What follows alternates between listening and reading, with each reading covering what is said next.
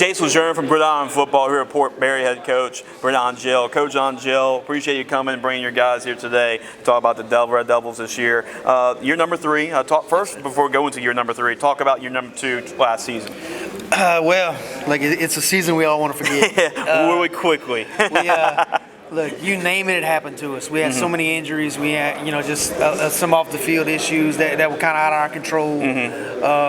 It didn't mesh well with a good, successful season. So, we're glad to learn from it. We're glad to move on from it. And, but like I said, we no fault to the kids that are coming back and the kids we had last year. They worked hard. We had a lot of adversity, and it was hard to battle through. And we're looking to change that quick. Yeah, let's go to 2025. Let's skip ahead to 2025. What do you think about this year's this group? It's a very gritty group.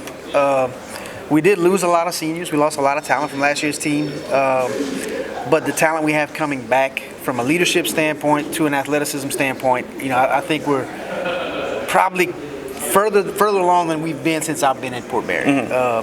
This senior class is really special. Most of these guys have been playing, starters since their sophomore or even freshman year. It's a good core to kind of rebuild, to kind of hit the reset button. It's a good core group we have. And, the schedule is not doing us any favors. We got a tough schedule. We got a tough district. But I think we'll be involving and competitive in every game. And, I think we can get back above 500, get back into the playoffs and, kind of right this ship and, get that black cloud from last year out of here. So. Absolutely, Coach. You brought 2 guys with you to Gridiron Football Media Days. Tell me about the 2 guys you brought here today. It's kind of without a doubt. If you followed Port Barre the last couple of years, these 2 guys are household names in our town.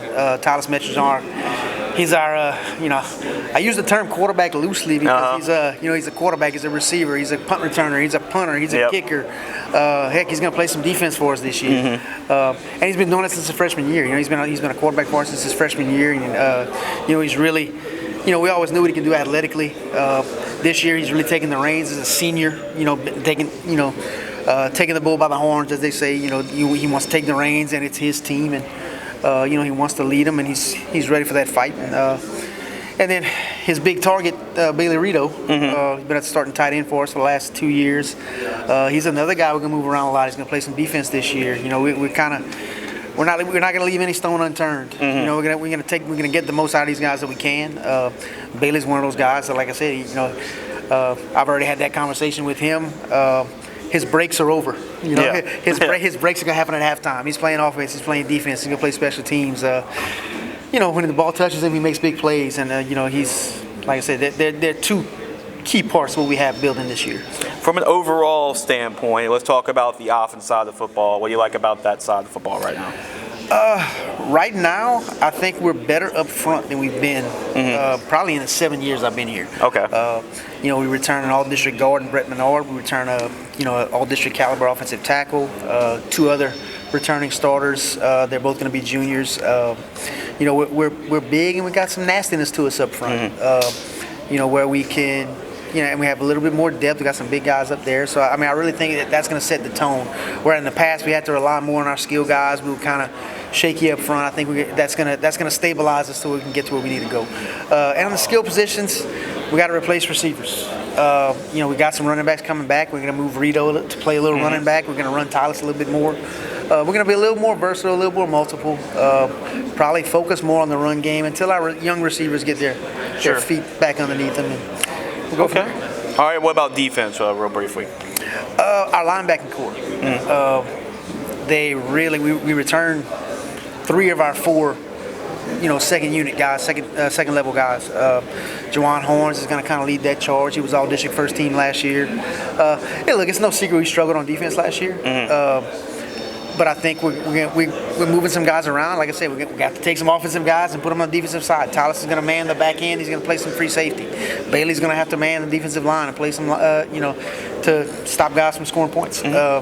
But again, I think it's a good core group that they work well together. In the spring, that's one thing we noticed, and all summer, they really work as a unit. They're very cohesive, and they like each other. They get along. That makes a big difference. Right. So it's going to help us out. So I think we'll be much improved this year. Coach, talk about the schedule coming up for y'all. It's Not quite. I mean, I'm not gonna say it's a juggernaut schedule, but I mean, there's no cakewalks by any means. Especially coming off a 1-9 season, I can't sit here and say that any game's gonna be easy. But I think every team on our schedule, I've been stressing this to the guys, is they're all vastly improved. I think we caught a lot of teams last year. Oakdale, for example. Yeah. Their entire roster was juniors, so they're gonna be a senior loaded team. Kinder had some young guys in our district that play. Menard had some real young guys. I don't think anybody got worse. It's going to be tough. Beauchamp was probably was on the weaker end last year, but they're returning a lot. And they got a coaching staff who's been together for a couple years. They're going to get better.